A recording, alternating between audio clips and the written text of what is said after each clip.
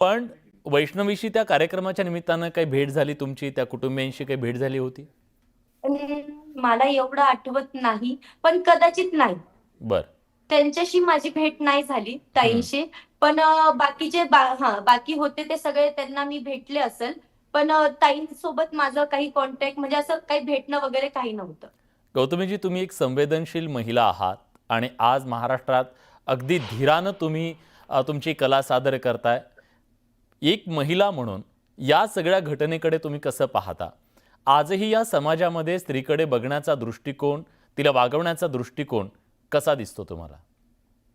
मला काय कळतं की तुम्ही आज सर्वस्व, एक महिला, एक पोरगी सर्वस्व सोडून म्हणजे आपलं घरदारातलं आई वडिलांना सोडून ती एका म्हणजे तिच्या नवऱ्याच्या विश्वासावर ती तिच्या घरी जात असते. हम्म. नवऱ्याकडे जात असते. ती तिथं संसार करणार, नांदणार, तिचं आयुष्य तिथं जाणार पूर्ण. हम्म. तर ह्या गोष्टी अशा नाही झाल्या पाहिजे की जे तिच्या म्हणजे जे त्यांच्यासोबत तिथं घडलं हे हम्म. फार चुकीचं होतं. हे नाही झालं पाहिजे.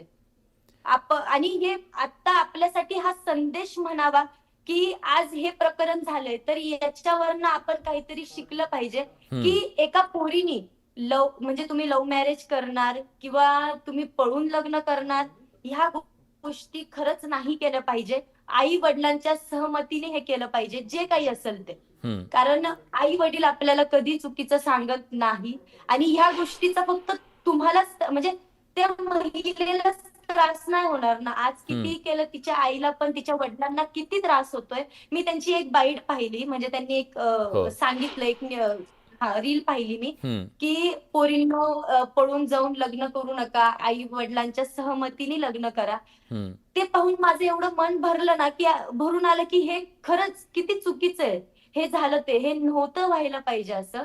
या गोष्टीला म्हणजे मी वैष्णवीताई यांच्याकडनंच आहे. आणि माझं म्हणजे एक म्हणणं आहे हम्म. की जो कोणी आरोपी असणार आहे हा. याचा, हम्म. अजून तर समोर नाहीये, जो कोणी आरोपी असेल त्याला कडक शिक्षा व्हावी.